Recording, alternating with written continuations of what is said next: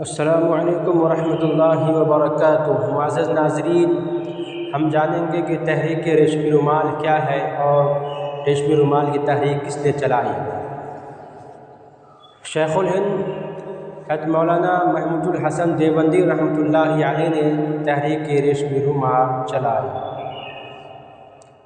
حضرت شیخ الہند رحمۃ اللہ علیہ کی ولادت بریلی میں 1268 ہجری اور 1851 عیسوی میں ہوئی، اور آپ کے والد محترم کا نام حضرت مولانا ذوالفقار علی دیوبندی رحمۃ اللہ علیہ ہے۔ شیخ الہند رحمۃ اللہ علیہ نے ابتدائی تعلیم کہاں حاصل کی اور کن سے حاصل کی؟ دیوبند کے معروف ولی کامل حضرت میاں جی مینگلوری رحمۃ اللہ علیہ سے 6 سال کی عمر میں قرآن مجید پڑھا۔ اردو فارسی کی ابتدائی کتابیں شیخ عبداللطیف صاحب رحمۃ اللہ علیہ سے اور حضرت مولانا مہتاب علی صاحب رحمۃ اللہ علیہ سے پڑھی۔ آپ دارالعلوم دیوبند کتنے سال کی عمر میں تشریف لائے تھے؟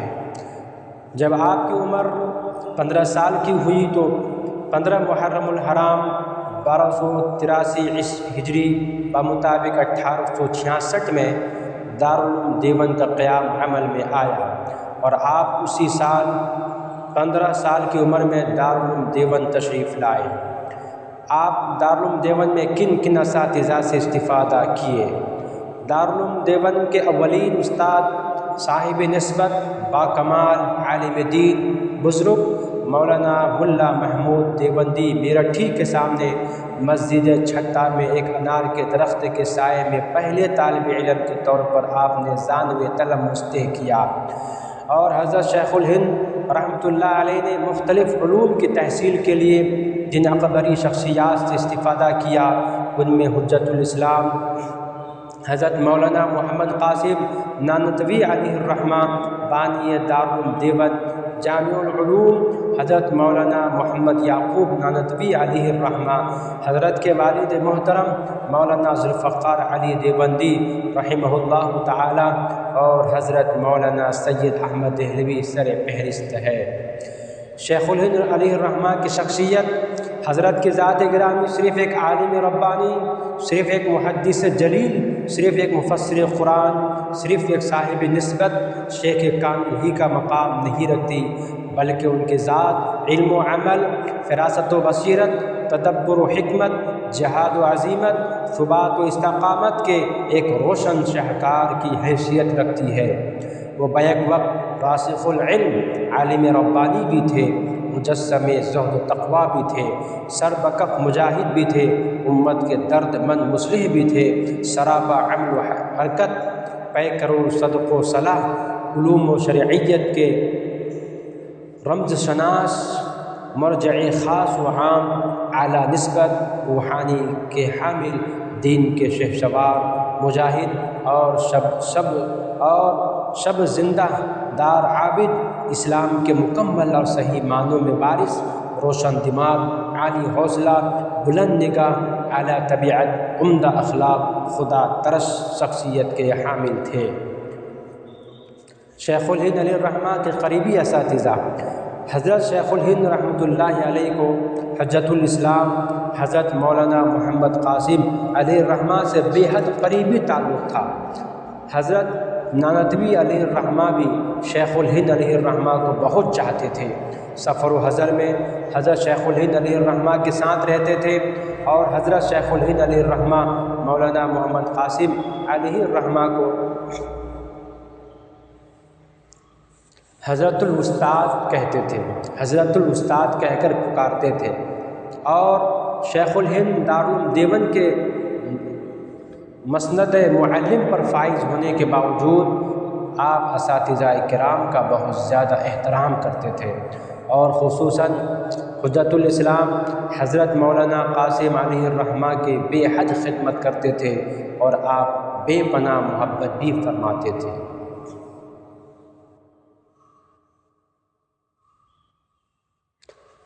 اب آئیے ہم جانتے ہیں کہ شیخ الہند علیہ الرحمہ کی تحریکات کے متعلق۔ اپنے استاد محترم حضرت الاستاد حضرت مولانا قاسم نانوتوی علیہ الرحمہ کے ایما پر فرزندان دیوبند کو ہمراہ لے کر سمت التربیت کے نام سے ایک انجمن تشکیل دی گئی، جن کی سرپرستی حجت الاسلام حضرت مولانا محمد قاسم نانوتوی علیہ الرحمہ فرماتے رہے۔ یہ انجمن 1295 ہجری میں شروع فرمائی، پھر اس کے بعد جمعیت الانصار کے نام سے شروع کی، بعد میں یہی تحریک ریشمی رومال کے نام سے مشہور ہوئی۔ ریشمی رومال کیا ہے؟ ملک کی آزادی میں ہمارے ملک کے علماء بالخصوص دارالعلوم دیوبند کے ذمہ داران اور فارغین کا اہم رول تھا۔ انہی علماء دیوبند کی طرف سے ملک کی آزادی کے لیے 1905 عیسوی میں یہ ریشمی رومال کی تحریک حضرت مولانا محمود حسن دیوبندی یعنی شیخ الہند علیہ الرحمہ نے شروع کی۔ اس میں انگریزوں کی نظروں سے بچنے کے لیے افغانستان، ترکی، جرمنی وغیرہ کے حکمرانوں کو ریشمی رومال پر مضمون تحریر کر کے خطوط لکھے جاتے تھے اور ان سے ملک کی آزادی کے لیے اخلاقی و قومی مدد طلب کی جاتی تھی، اسی لیے اس کو تحریک کے ریشمی رومال کہتے ہیں۔ 1916 عیسوی میں شیخ الہند علیہ الرحمہ حجاز کا سفر کیا۔ اسی دوران انگریزوں نے حضرت شیخ الہند علیہ الرحمہ کو گرفتار کر لیا تھا اور آپ کو مالٹا کے جیل میں قید کر دیا۔ شیخ الہند کو مالٹا کے جیل میں کب قید کیا گیا تھا؟ 24 ربیع الثانی 1335 ہجری بمطابق 16 فروری 1917 عیسوی میں آپ کو حجاز مقدس کے گورنر شریف مکہ حسین شریف نامی شخص کے ذریعے سے انگریزوں نے حضرت شیخ الہند علیہ الرحمہ کو گرفتار کروا لیا اور حجاز مقدس سے آپ کو مالٹا جیل بھیج دیا گیا۔ حضرت شیخ الہند علیہ الرحمہ کے ہمراہ اور کون کون تھے؟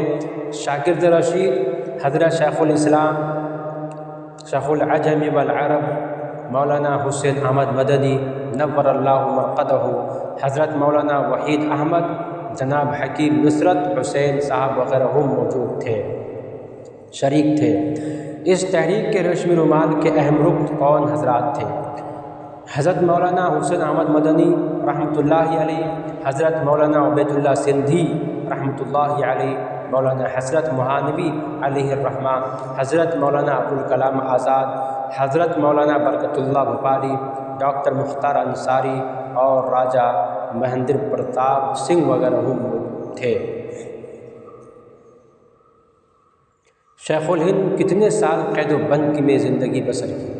3 سال 7 ماہ مالٹا کے جیل میں قید و بند کی صحبتوں کو برداشت کرتے رہے، لیکن پھر بھی انگریز سے مصالحت نہیں کی، سمجھوتا نہیں کیا اور نہ انگریز کے سامنے جھکے نہ ہی معافی مانگی۔ آپ آخری دم تک انگریزوں کے مخالف رہے، حالانکہ انگریز کہا کرتا تھا کہ اے مولوی اپنے فتوے سے رجوع کر لے، ہماری مخالفت چھوڑ دے، تجھے جو چاہے وہ چیزیں دینے کو تیار ہوں۔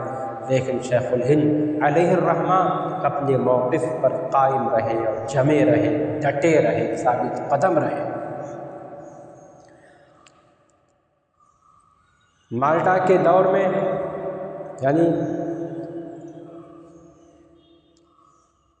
اسیران مالٹا کے نام سے کتاب بھی ملتی ہے، تو جب مالٹا کے جیل میں ایک طرف قید بامشقت کا دشوار مرحلہ تھا، دوسری طرف موسم کی ناسازگاری اور بے انتہا سردی کی مشقت تھی۔ مالٹا کے خطہ میں سخت برف پائی ہوا ہوائیں چلتی تھیں، ان کی شدت کا کیا عالم ہوتا تھا اس کا ذکر کرتے ہوئے شیخ الاسلام حضرت مولانا حسین احمد مدنی نور اللہ مرقدہ لکھتے ہیں کہ کیمپ میں جہاں یہ قافلہ رکھا گیا تھا اگرچہ خندق میں واقع تھا، مگر چونکہ اس میں فقط خیمے تھے اس لیے وہ سردی سے پوری طرح حفاظت نہ کر سکتے تھے، اور پھر کھلا ہوا میدان تھا۔ باوجود یہ کہ ہم اپنے کپڑوں کو پہنے ہوئے 2 کمبل اور 1 چادر اڑے ہوئے گدوں پر 1 کمبل بچھائے ہوئے ہوتے تھے، مگر تقریباً 2 بجے رات سے کثرت سردی کی وجہ سے نہ اٹھنے کی ہمت ہوتی تھی اور نہ ہی نیند آتی تھی۔ صبح کے وقت مجبور ہو کر نماز کے لیے اٹھنا پڑتا تھا تو خیمہ سے سر نکالنا ایک عذاب علیم کا سامنا ہوتا تھا۔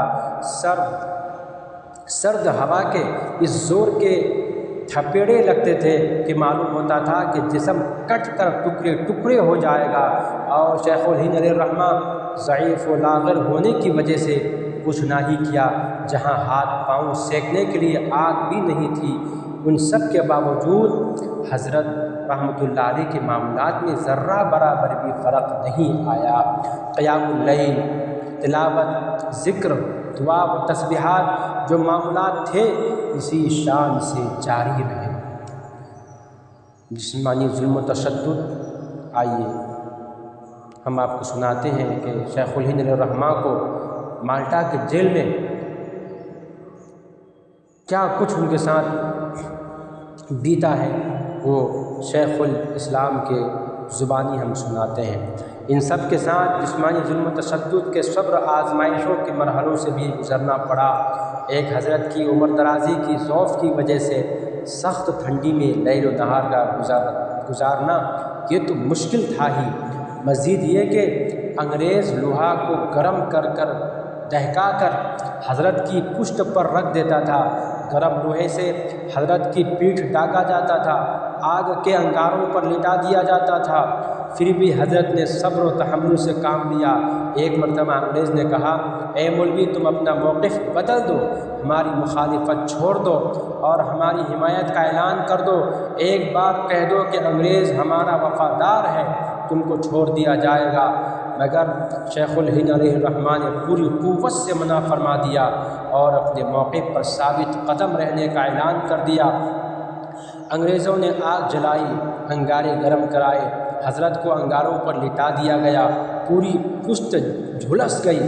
ایک سزا جھیلنے کے بعد جب حضرت علیہ الرحمہ کمرے میں آتے تو تکلیف اتنی شدید ہوتی تھی کہ سونا مشکل ہوتا تھا، بالکل بے چین رہتے تھے، ناقابل بیان کیفیت تھی۔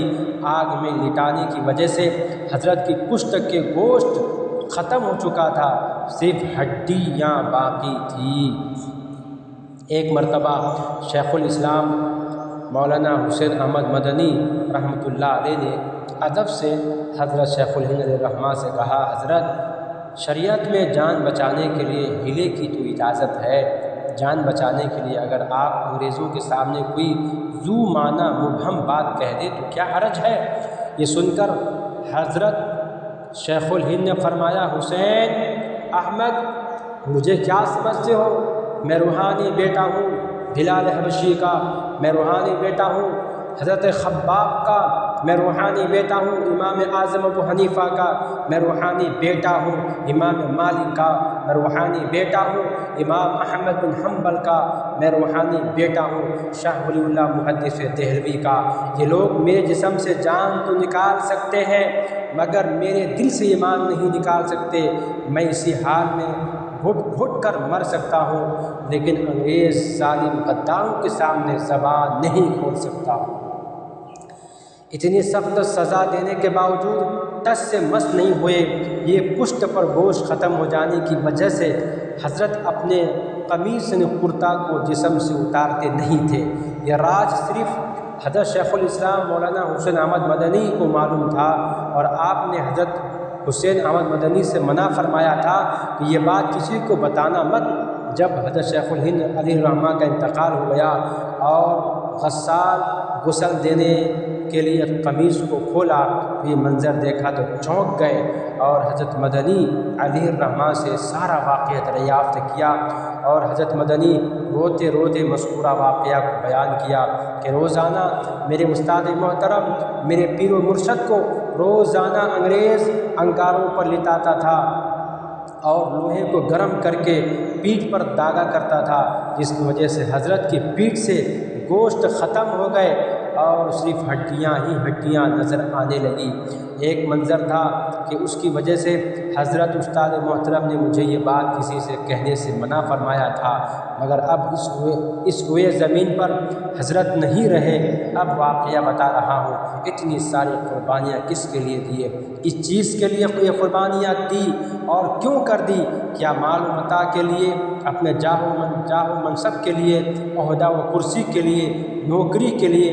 نہیں نہیں نہیں، صرف اور صرف ملک کی بقا کے لیے، ملک کی تحفظ کے لیے اور ملک کی آزادی کے لیے یہ ساری قربانیاں پیش کی۔ آج ان کے متبعین کو کتنی شک بھری نگاہوں سے دیکھا جاتا ہے اور ہندوستانی ہونے کی سرٹیفکیٹ مانگتے ہیں اور ثبوت مانگتے ہیں۔ آج ہم ان سے ثبوت مانگنے والوں آج ہم سے ثبوت مانگنے والوں تم تو انگریزوں کے گھوڑوں کے دم صاف کرتے تھے، ان کے بیت الخلاء صاف کرتے تھے، ان کے تلوے چاٹتے تھے۔ اے ہم سے سرٹیفکیٹ مانگنے والوں، تمہیں اگر ذرہ برابر بھی علم ہے، تھوڑی سی بھی انسانیت بچی ہوئی ہے تو تاریخ کے پنوں کو اٹھا کر دیکھو کہ انگریز کے ساتھ اتحاد کر کے ہندوستانیوں سے بے وفائی سے کام کس نے لیا تھا؟ وہ تمہارے آباء و اجداد تھے۔ آج ہم سے تم وفاداری کا ثبوت مانگتے ہو اور اپنے آپ کو دیش بھکت کہتے ہو۔ تاریخ گواہ ہے کون دیش بھکت ہے اور کون دیش بھکت نہیں ہے۔ تمہارے کہنے سے نہیں، یہ ہندوستان ہمارا ہے اور آج بھی ہے، کل بھی تھا اور آئندہ بھی رہے گا۔ شیخ الہند علیہ الرحمہ کے متعلق جب آپ کو رہائی ملی اور ہندوستان آئے، اگلی ویڈیو میں آپ کے سامنے لے کر آؤں گا۔ ایسے ہی معلوماتی اور اچھی ویڈیو کو حاصل کرنے کے لیے میرے چینل کو لائک، سبسکرائب اور شیئر کر دیں۔ جزاک اللہ خیر۔